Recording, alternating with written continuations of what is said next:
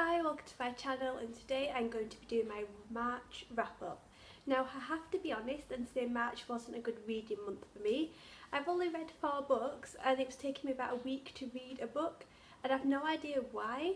I think it's because the books that I chose weren't really that good. It's been a 3-star month really. None of the books I read have got over 3 stars this month, so it's been quite a disappointing month, but I'll get through and show you all the books that I've read.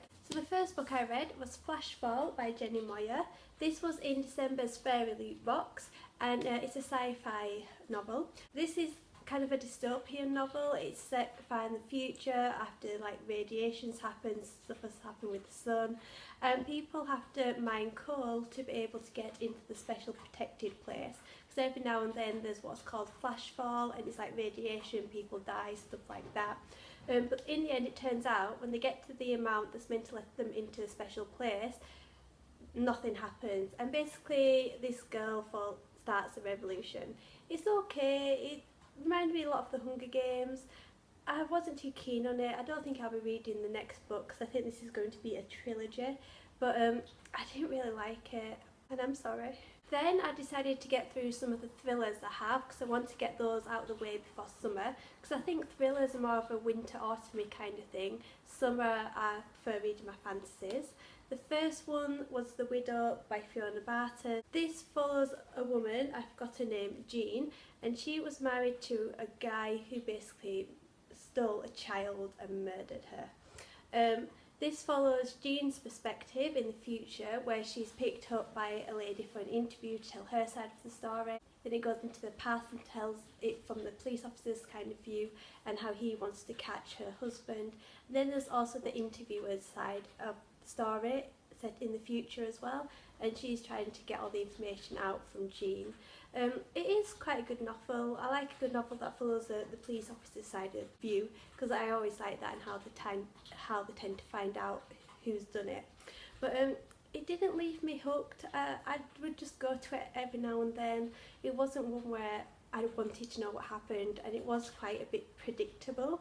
I don't say what happened because I want you to read it and find out for yourself. But he ended up working out who did it and stuff like that. I just didn't find it very good.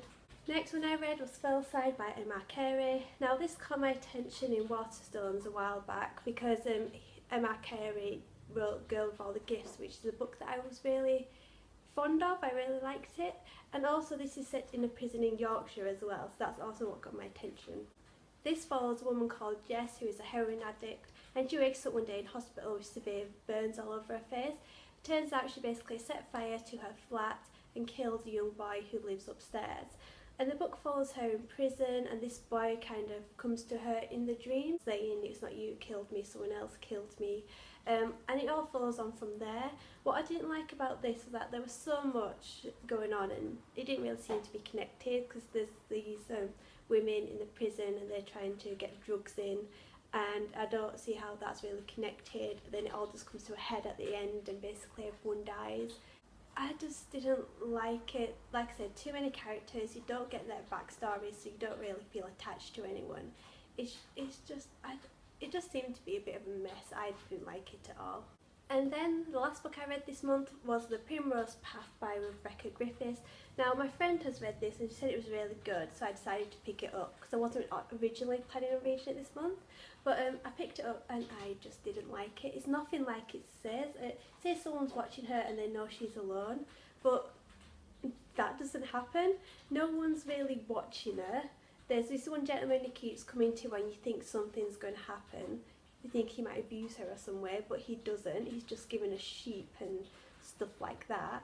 And then there's murders going on in another town that isn't even connected to what's happening. It ends up being someone totally different who you meet for 5 minutes. Turns out something's odd with her kidnapping, because this lady who it's based around, Sarah, she was kidnapped around 19 years ago. And again, it was just a mess. I wasn't hooked. I was like, what on earth's going on? I was waiting for this person to end up watching her. I thought it'd all happen when she suddenly sees a face at a window. But then after that, nothing happens. It's like, who's watching her? Yeah, a car's outside a drive. And nothing happens. I just didn't like it at all. It was not the best one. I was thinking of giving it 2 stars, but I hate giving books 2 stars. So like all the other books on this wrap up, I just gave it 3 stars. So yeah, it hasn't been a good reading month at all. I just want March to be over with and April to be here. I don't think I'll read any more thrillers for now. I'm going to leave them because I've had such a bad month, and I'll just stick to other books because I have not liked this month at all. It's taken me about a week to read each book, which is why I only got through 4 books.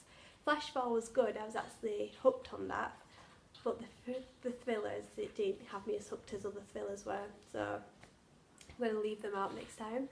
But that's that for this video. As usual, you can like or subscribe, and there's also my Tumblr, Twitter, Goodreads, Instagram and Snapchat to follow. So I will see you later with another video. Bye!